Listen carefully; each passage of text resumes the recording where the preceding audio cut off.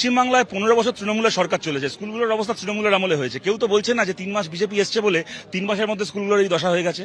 সুতরাং এখানে আব্দুল যে ছবি তুলে ধরছিল মানুষের সামনে, তা তো তৃণমূলের আমলে, মমতা ব্যানার্জির আমলে স্কুলের এই অবস্থার ছবি তুলে ধরছিল।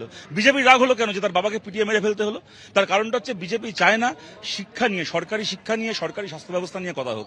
এখানে যদি হিন্দু মুসলমান করতো, ইমাম ভাতা পুরোহিত ভাতা করতো, ওকে মাথায় তুলে রাখা হতো। যেরকমভাবে হুমায়ুন কবির দাঁড়িয়ে বললো আমি সমস্ত মুসলমানকে জড়ো করে বিজেপির মুর্শিদাবাদ জেলা সভাপতিকে গুম করে দেবো, খুঁজে পাওয়া যাবে না। শুভেন্দু অধিকারী বিধানসভায় দাঁড়িয়ে বললো যে হুমায়ুন কবিরকে গ্রেপ্তার করা হবে, ব্যবস্থা নেওয়া হবে। কি হলো? যারা ওই প্রোগ্রামে যারা মাইক বেঁধেছিল, যারা মাশা বেঁধেছিল, তারা গ্রেপ্তার হলো। আর হুমায়ুন কবির গিয়ে দেখি শুভেন্দু অধিকারীকে কমলা রঙের গোলাপ ফুল দিচ্ছে, না গোলাপি রঙের গোলাপ ফুল দিচ্ছে।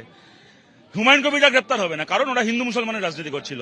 আর আব্দুল যেহেতু শিক্ষা নিয়ে রাজনীতি করছিল, আব্দুল যেহেতু স্বাস্থ্যর কথা বলছিল, তাই এটা ওর অপরাধ হয়ে গেল, ওর বাবাকে মরতে হতো। আরও একটি মর্মান্তিক ঘটনা ঘটে গিয়েছে বাঁকুড়ার ইন্দাসে, যেখানে অভিযোগ যে সিজেপির আন্দোলনকারীর বাবাকে পিটিয়ে হত্যা করেছে বিজেপি। আর তারপরই সিজেপি অর্থাৎ ককরোচ জনতা পার্টির একটি প্রতিনিধি দল আশুতোষ রাঙ্কার নেতৃত্বে তারা সেখানে পৌঁছন এবং গিয়ে বিজেপিকে তারা আক্রমণ করেন।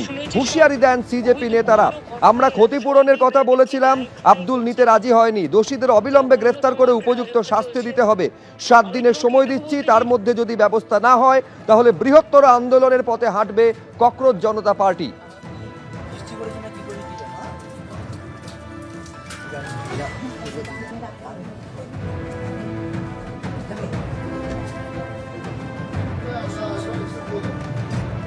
हमने बोला कि अब्दुल विल डिमांड कॉम्पनसेशन।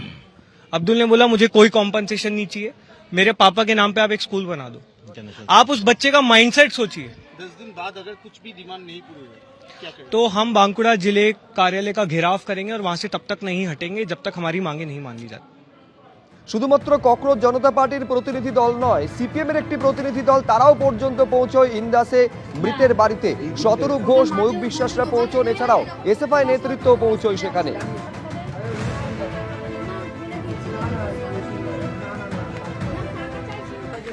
এ দীর্ঘদিনের কংগ্রেসের অত্যন্ত বলিষ্ঠ নেতা, এলাকায় তার প্রভাব প্রতিপত্তি যথেষ্ট আছে এবং কংগ্রেসের দুর্দিনেও সে কংগ্রেসটাকে এই এলাকায় ধরে রেখেছে। এখানে তৃণমূলের বারবারন্ত তৃণমূলের সন্ত্রাস ছিল, কিন্তু তার মধ্যেও আনিসুর কংগ্রেসের পতাকাকে উড্ডীন করে খাড়া রেখে এলাকায় কংগ্রেসটাকে মজবুত করছিল।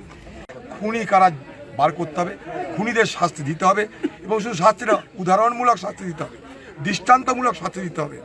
এবং বাংলায় তাহলে পরিবর্তনের স্লোগান দিয়ে যারা ক্ষমতা এসেছিল, দায়িত্ব কিন্তু তাদের। এটা কি পরিবর্তন না আবর্তন, এটা কি? বাংলায় তাহলে যে জায়গায় ছিল সে জায়গায় দাঁড়িয়ে আছে, এটাই প্রমাণ। দুটি বড় ঘটনা যা নিয়ে ভবানী ভবন অভিযান কংগ্রেসের। একদিকে যেমন নাকাশিপাড়ায় স্বপুত্র কংগ্রেস নেতা খুন হয়েছে এবং অন্যদিকে বাঁকুড়ার ইন্দাসে ককরোচ জনতা পার্টির আন্দোলনকারীর বাবাকে খুনের ঘটনা ঘটেছে, যার প্রতিবাদে পথে নেমেছে কংগ্রেস। যে ছবি আপনারা দেখতে পাচ্ছেন, প্রদেশ কংগ্রেস সভাপতি শুভঙ্কর সরকারের নেতৃত্বে ভবানী ভবন অভিযান। গণপিটুনিতে ছেলে উপস্থিত ছিল বলে বাবাকে দাবি আমাদের এই রাজ্য থেকে আইন শৃঙ্খলা যে অবনতি তাকে দূর করতে হবে এবং অবিলম্বে দোষীদের গ্রেপ্তার করতে হবে। এই অভিযানে তিনি নেতৃত্ব করছেন পশ্চিমবঙ্গ প্রদেশ কংগ্রেসের সভাপতি মহাশয় উপস্থিত হয়েছে।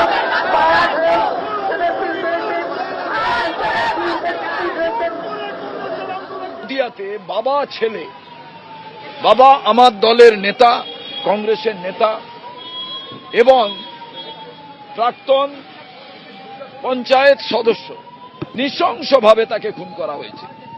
18টি বুলেট এক একটি দেহ থেকে, 2টো বুলেট, যে বুলেট কালকে ফরেনসিক যে পরীক্ষা হয়েছে তাতে দেখা গেছে সেই 2টো বুলেট হচ্ছে অত্যাধুনিক বুলেট এবং বিভিন্ন ধারালো অস্ত্র দিয়ে হাত কেটে দেওয়া হয়েছে, ছেলে নাক কেটে দেওয়া হয়েছে।